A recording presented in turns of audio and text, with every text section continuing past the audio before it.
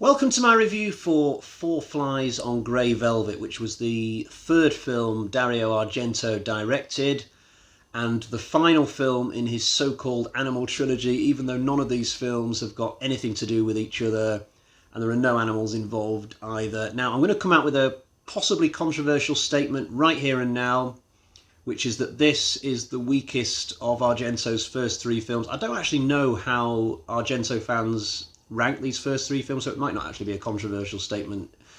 And it's not Giallo fatigue on my part which has led to this opinion. I actually saw Four Flies some months ago. I actually saw it before I saw The Bird with the Crystal Plumage for the first time. So this was my second watch of Four Flies for the purpose of this review. I think if there was any fatigue involved in this film, it was on the part of Dario Argento, because he did these first three movies in quite a short space of time. Surely no more than 18 months passed in the time he did all three. He did Crystal Plumage in 1970, and then The Cat o' Nine Tails came out in 71, and this third film also came out in 1971. So it was always going to be impossible to sustain excellence if you're going to keep churning out movies that fast. And indeed, after this film, he would take a break from Giallo films. He would go on to do a comedy film in around about 73, which I'll not be covering, by the way, and he would not make his return to Giallo until 1975's Deep Red. So the story for this sees a young married musician called Roberto come to the realization that he's being followed by a mysterious middle-aged man in a hat.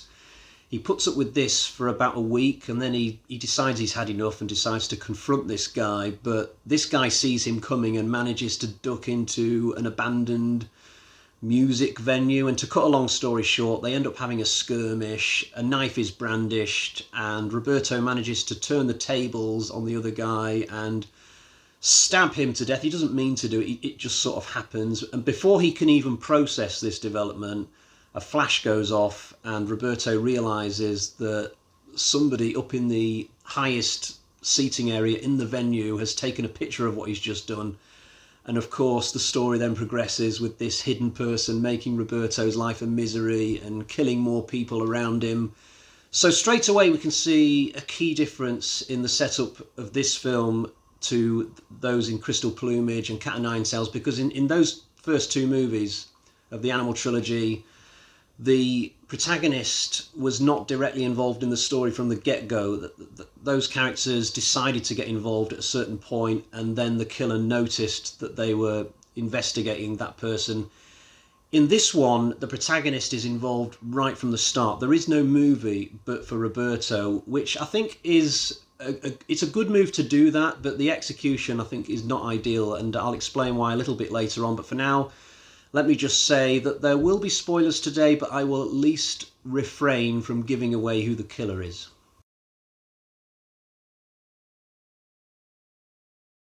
I'm going to go into my positives first, though, and by far my biggest when it comes to this are the kills. I'm not normally someone for whom the kills is the most important part of a horror film. I'm not a gorehound, but it's not so much the exact moment of death that makes these kills great. It's the long, slow, suspenseful build-up to them, and Argento is a master at that.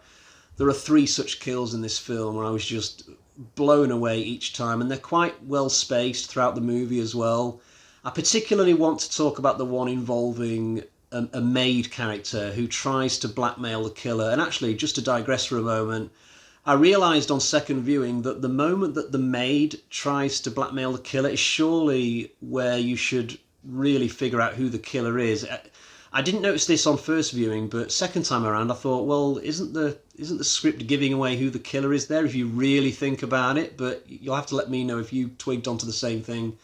So this maid character ends up sitting in a park waiting for the killer to turn up with some money, and as she's waiting she processes the fact that there are loads of kids playing on this play equipment, and to her left there are a young couple snogging in some bushes. And at first I thought to myself, okay, well, as long as she stays here, she's safe. And then after a while, all these people suddenly disappear. I don't mean walk off, I mean they literally disappear in front of our very eyes. And I thought, well, this is Argento's way of showing us that a couple of hours have passed maybe. Now she's definitely not safe because she's on her own. On second viewing, though, I thought to myself, well, maybe these people were never there in the first place. Now, I don't know if Argento intended this. It could just be something that I thought of, but It crossed my mind that maybe the maid was actually having a memory by looking at these kids and the two people in the bushes.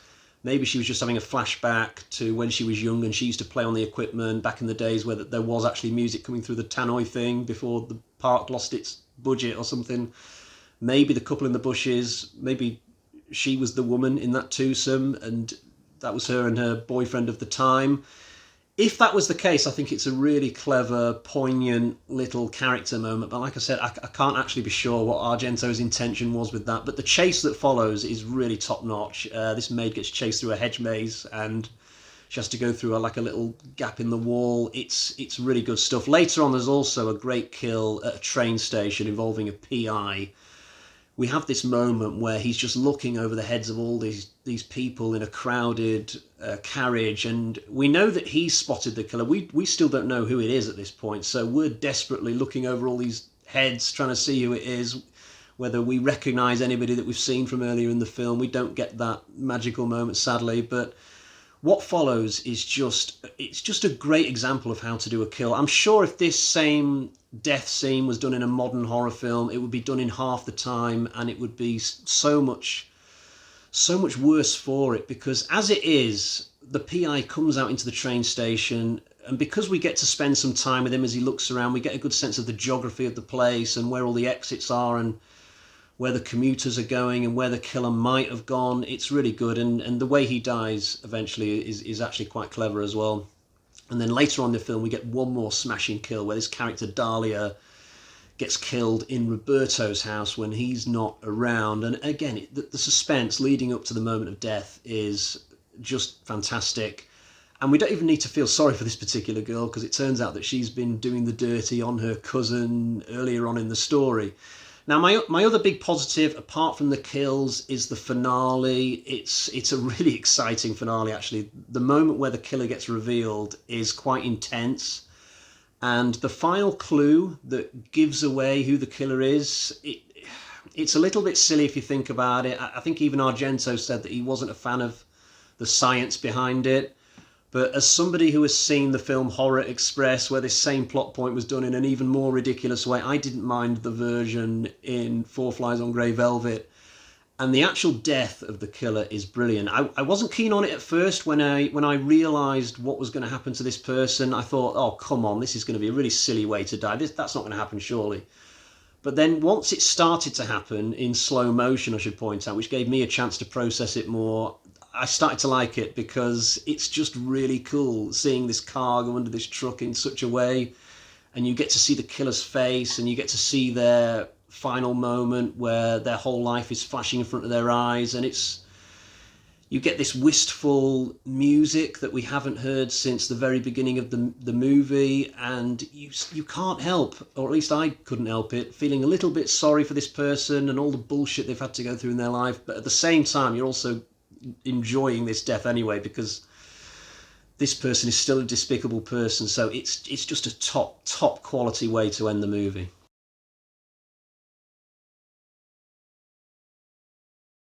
So now it's time for my negatives, and I've got a fair few to rattle through, I'm afraid. So as I hinted earlier, this film does not start off very well. The killer clearly plans to set up Roberto with this elaborate scheme involving the music venue and the fake stabbing, but it's just too intricate a plan. There are too many things that would have to go right for this plan to work. It just could not happen in real life. Only in a movie would this plan go as perfect as this. Now, funnily enough, Cat o' Nine Tails had some really dodgy little bits of plot at the start as well, and then recovered. And I guess Cat o' Nine Tails does the same thing, but it still leaves a sour taste in the mouth that the film would kick off in this way. I don't like the Roberto character either. He starts off pretty well. He makes certain discoveries around the house in the early stages. You know, he finds things that are quite disturbing, and to his credit, he doesn't react by going, oh, and, you know, making a big fuss of it. He sort of keeps a cool head. I liked that, but unfortunately it's the last thing about his character that I liked in this film. He doesn't speak to his wife in a very nice way at certain points, I noticed, and even worse than that, he ends up cheating on her with her cousin, Dahlia, And this doesn't seem to be a big deal to either Roberto or Dahlia. They're very brazen about it. I mean, I don't know, I kind of watched this play out and I thought to myself, well, I don't really feel sorry for anything Roberto's going through anymore. I don't like his friends either. Now, I said in my review for Crystal Plumage that Argento struggles a little bit writing the more minor characters, especially when he's trying to use them for comic relief purposes. That was my big criticism about his first movie. Now, it was rectified a bit in Cat o' Nine Tails because that film just did not have the time to have minor characters really, but they're back with a vengeance in this film. We get this horrible postman character. I just get a headache when I think of this guy, in all honesty. But Roberto's friends are even worse. So he's got these two friends who live in a hut by a stream, seemingly. One of them is called God, short for Godfrey, but essentially he's called God. And there's even this Jesus tune which plays over the top of his introduction. Now, I seem to remember that in Halloween 5, there are these clown cops and a dodgy tune that plays during their introduction show. If we're going to criticise the director of that film, which Halloween fans often do, we've got to criticise Dario Argento for this, because this character is just so over the top. There's too much character in this guy. And his buddy, who wears a shirt and tie all day but doesn't have a job, and he likes to lie in a hammock for some reason. They just don't feel like real people. And of course, they're eating out of the palm of Roberto's hand as soon as he turns up. They've got nothing better to do, seemingly, than immediately jump to his side and become his bodyguard. They set up a station outside of his house and keep their ear to the ground for anything dodgy going on. I just did not like them at all. My next negative, so you can see at this point that I have so many more criticisms about this film than I did the first two, but moving on to my next negative, which will actually be my last. There's some really bad writing of gay characters in this. Now, this was also a problem in Crystal Plumage. It's a sort of repeat myself. There was a shopkeeper. I didn't like the way that he was written in that first movie that Argento did. Again, something that was rectified in Cat o' Nine Tails. There were gay characters in that film, but they were treated more seriously. They were just better written, but we're back into the doldrums here because there's a gay character. He's a PI. Now, I actually like the character. Once you get to know him, he's a really fun guy, but the first scene he's in with Roberto is hideous. Roberto comes in his PI shop, doesn't like the look of the guy, turns to leave, and I'm not quoting word for word here because I can't remember exactly what was said, but the PI basically says, "What, you don't like the fact that I'm gay? Come on, I'm not going to jump on you." And Roberto sort of reconsiders and thinks, "Oh, okay, I'll trust you on that one then." And then he sits down, and I'm thinking to myself, really, you're going to have the main character do this? I mean, I get that this was 50 years ago, different times, but this is another reason why I didn't like the Roberto character, just a little bit of ignorance there.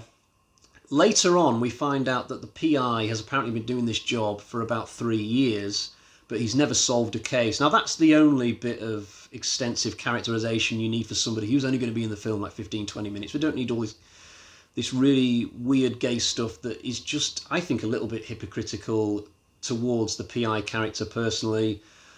But reading between the lines, I suspect that the PI comes from money, and so therefore he's able to be a PI even if he's not making any money. And the moment where he dies is actually probably the most moving moment in the film for me, because he's just solved his first ever mystery in his life and he doesn't get to properly enjoy it. I presumed at first that he would turn out to be crap if he's not solved any murders or mysteries or whatever, but he actually turns out to be really good. The way he processes the clues, you can see in the way that he's writing stuff down, he's really, really efficient. He gets an offer from this guy to go on a date at one point, turns him down flat, he's too busy on the case. And I just really liked his character. It's just a shame that the script just doesn't actually treat him that well, and Roberto, of course.